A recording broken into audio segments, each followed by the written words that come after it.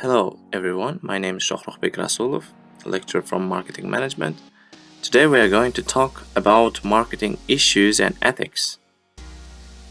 We already started this topic in previous lectures, and today we are going to put the final dots. In this final lecture, we will examine the concept of sustainable marketing, meeting the needs of consumers, businesses, and society now and in the future through socially and environmentally responsible marketing actions. So, what is marketing ethics? Marketing ethics addresses principles and standards that define acceptable conduct in the marketplace. Marketing usually occurs in the context of an organization, and unethical activities usually develop from the pressure to meet performance objectives. Some obvious ethical issues in marketing involves clear-cut attempts to deceive or take advantage of a situation. Conscientious marketers face many moral dilemmas. The best thing to do is often unclear. Because not all managers have fine moral sensitivity, companies need to develop corporate marketing ethics policies, broad guidelines that everyone in the organization must follow. These policies or regulations should cover distributor relations, advertising standards, customer service, pricing, product development, and general ethical standards. So, the law and regulations are generally designed to protect the consumers from unethical practices by businesses. These laws and regulations recognize that consumers have certain basic rights in the marketplace. Each marketer must rely on his or her own value system and determine what is and is not ethical. Political legal environment is a component of marketing environment consisting of laws and their interpretations that require firms to operate under competitive conditions and to protect consumer rights. So, the government regulations that protect consumer rights include anti-monopoly regulations, national producer protection, consumer protection regulations, and cyberspace protection. Nations differ greatly in their political legal environments. In considering whether to do business in a given country, a company should consider factors such as the country's attitudes toward international buying, government bureaucracy, political stability, and monetary regulations. Some nations are very receptive to foreign firms. Others are less accommodating. For example, India has tended to bother foreign businesses with import quotas, currency restrictions, and other limitations that make operating there a challenge. In contrast, neighboring Asian countries such as Singapore and Thailand court foreign investors and shower them with incentives and favorable operating conditions. Political and regulatory stability is another issue.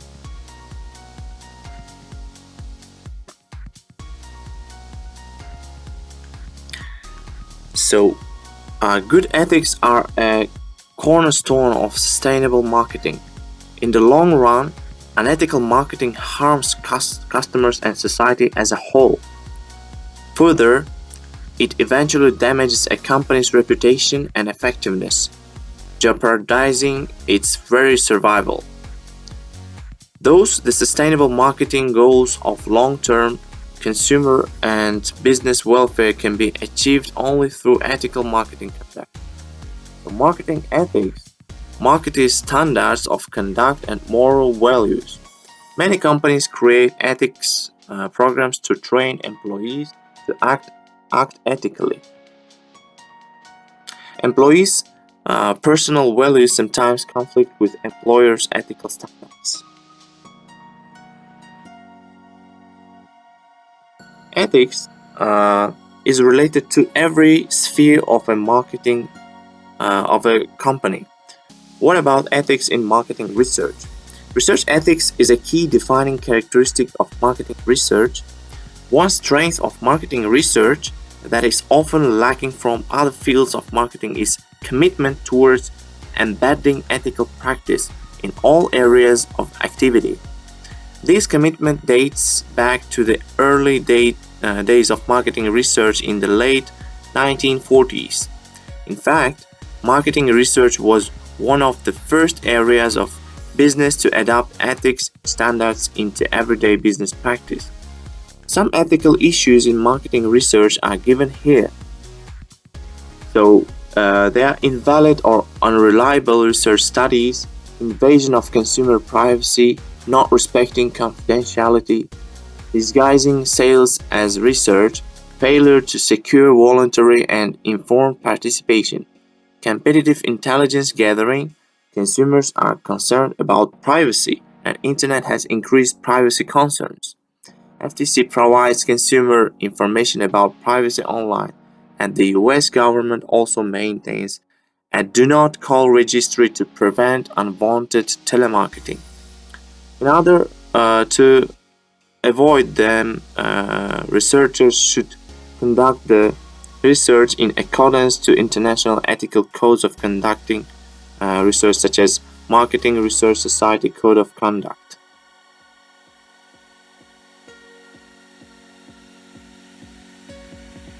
The purpose of government regulation is to protect consumers from unfair business practices. Some firms, if left alone, would make shoddy products, invade consumer privacy, mislead consumers in their advertising, and deceive consumers through their packaging and pricing.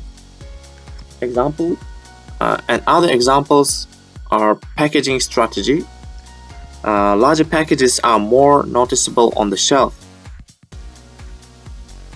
Oddly sized packages make price comparison difficult.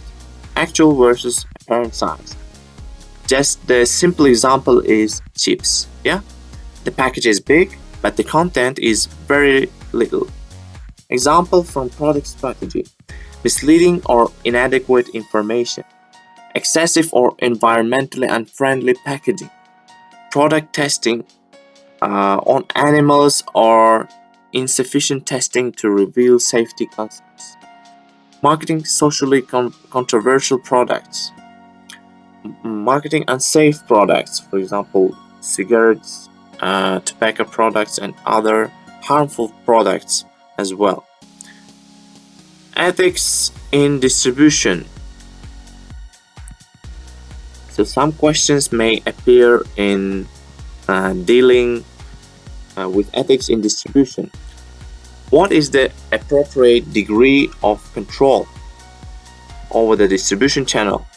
High control over the channel may decrease the attractiveness of the product for channel members to work with, but low control over the channel may harm the brand image because of very high or low price set by channel members and inappropriate use of other marketing elements of the product by channel members. Should a company distribute its products in marginally profitable outlets that have no alternative source of supply? One thing it may lead to losing control over the pricing policy. So the price of your product may be increased, and some issues related to promotion. Truth in advertising is the bedrock of ethics in promotion. Marketing to children has come under increased scrutiny. Marketing beer to college students, including through providing promotional items such as shirts and hats, raises ethical questions. We already discussed about ethics in promotion in our previous lectures about promotion and ethical issues in communication mix. So, ethics in pricing, most regulated aspects of a firm's marketing activities. And the ethics in pricing include deceptive pricing.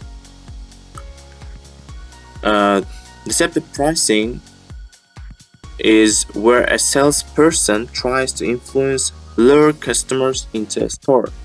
Thereafter, a salesperson tries to influence the to buy a higher priced item. And deceptive pricing includes practices such as false advertising, factory or wholesale prices, or a large price reduction from a phony high retail list price. For example, uh, Overstock.com was recently fined $6.8 million by a California court as a result of fraudulent pricing lawsuit filed by the attorneys general of 8 California counties. The suit charged that the online giant routinely advertised its prices as lower than fabricated list prices. It recites one example in which Overstock sold a patio set for $449 while claiming that the list price was $999.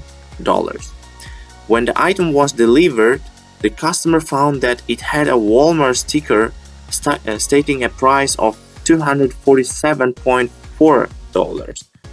Unfair pricing. When competitors are driven out by low prices, that companies raises price back to their former level.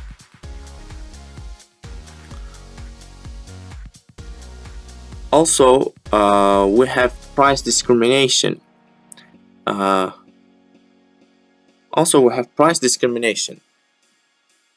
It can be unethical if similar buyers are charged different prices for the same based on their ability to pay. Price discrimination can be seen in practice in many countries, even in our Uzbekistan and Tashkent outlets, stores, and etc. So the Robinson-Patman Act seeks to prevent unfair price discrimination by ensuring that sellers offer the same price terms to customers at a given level of trade. For example, every retailer is entitled to the same price terms from a given manufacturer, whether the retailer is Ray or a local bicycle shop.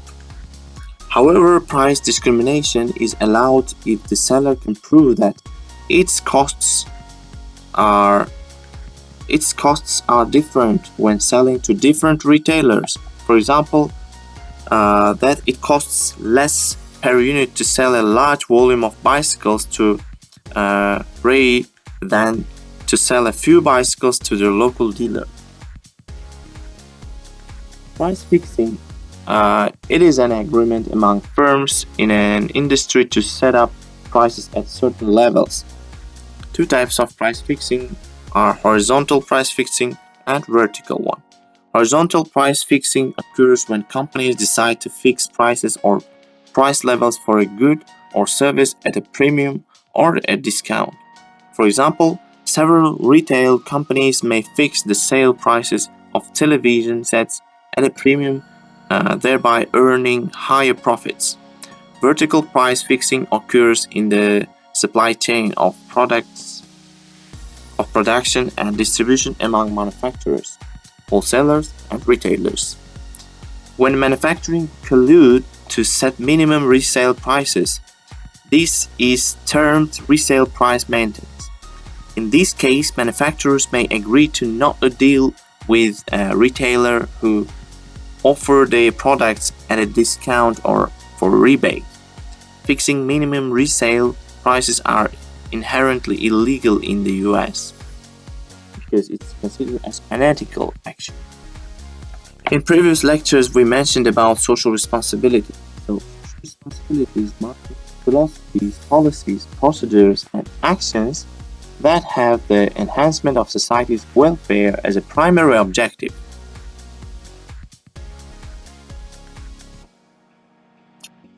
Marketing decisions must involve consideration of general well-being and even potential global effects.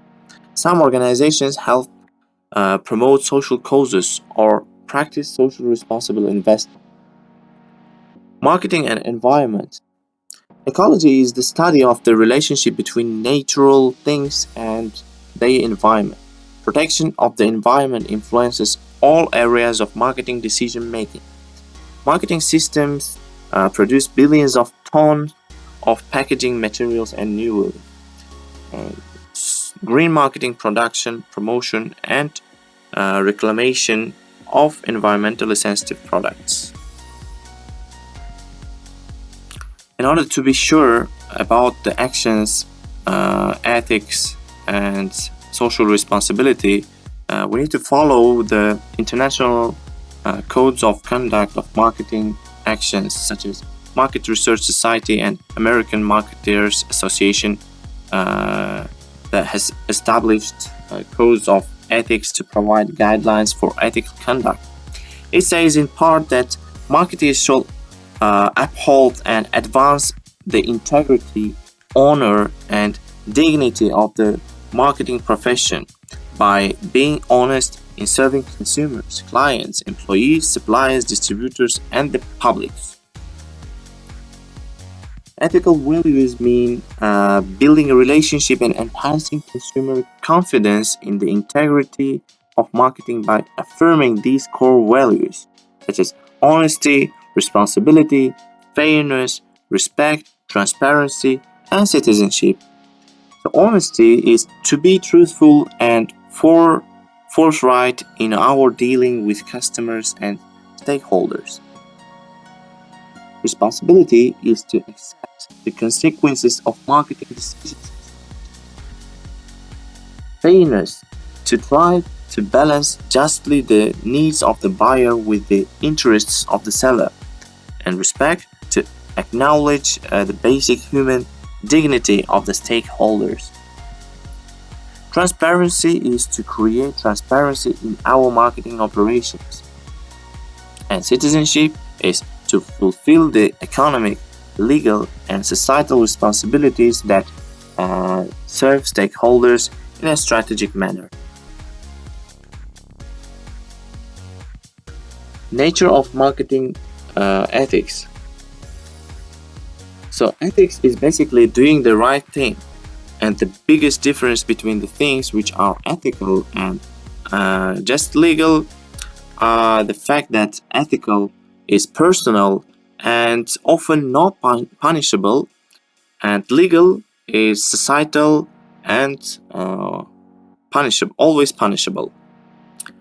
And the ethical things are conducted by ethics, and legal things are conducted by the government regulations or laws.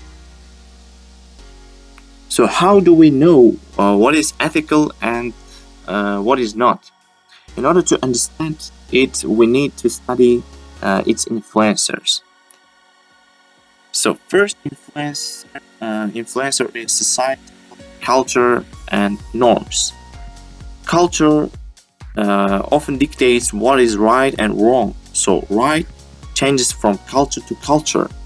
So the thing that is considered right in Uzbekistan may be unethical in another country. So the business, especially international ones, should avoid this kind of cultural barriers in dealing with international business. Second influence is business culture and industry practices. Here are examples from business to consumer relationship. First, early 19th. Caveat emptor, a Latin phrase meaning let the buyer beware. What you see is what you get, not what you expected. Too bad. Believe that competition in the marketplace corrects abuses. 1962, Kennedy's Consumer Bill of Rights. The Consumer Bill of Rights is a law that codified or standardized what wasn't previously written down, the ethics of exchange between buyers and sellers. It includes the buyer's rights, such as to safety, to be informed, to choose, and to be heard. And here are given those rights. Sellers' rights include to introduce products of different styles and sizes, provide they are not hazardous, and to set its own prices, provided no discrimination occurs, to spend to promote the product, to use any product message, provided it is not misleading, to use buying incentives, and consumers' rights, in addition to the mentioned in the previous slide, are to redress, to consumer education, to participate in marketplace decision making, and to have access to basic services, and to a sustainable environment. In business to business relationship, there's ethics of competition that include economic espionage, stealing trade secrets, or which includes trespassing, wiretapping, and dump.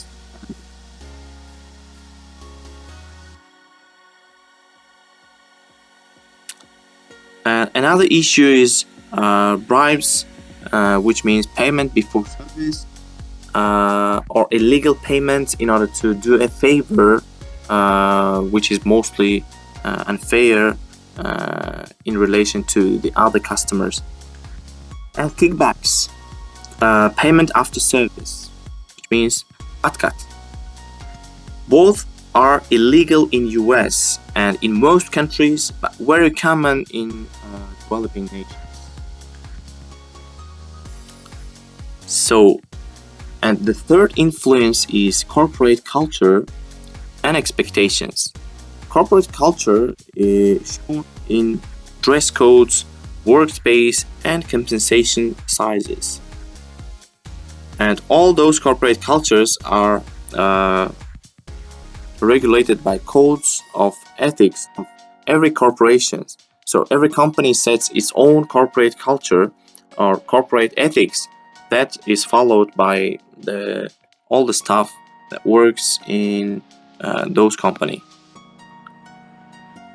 The company's marketing decisions should consider consumers' wants, the company's requirements, consumers' long-run interests, and society's long-run interests. So, in order to have a long-run profit and to increase sales, the company should keep the balance between company's wants or profit, consumers' wants or satisfaction, and society, human and environmental welfare. Profit responsibility. Company's duty is to maximize profit, and profiteering shrinks supply to raise price and profit. The company's responsibility in front of stakeholders. Company's duty is to protect the interests of owners. So they need to produce profit to the owners as well. People who gain from it. So they need to provide advantage or benefit to the people who gain from it as well. The people who work with you, the people who supply raw materials, the people who buy from you as well. Societal responsibility. Companies' duty is to preserve environment and produce environmentally friendly products. Protect users of their products if they bring some hazardous effects. Dear students, this is the end of our lectures. You are strongly recommended to read the following books of marketing in order to retain the gained information from video lectures. So, thank you very much for your attention and good luck in your study exams. Goodbye.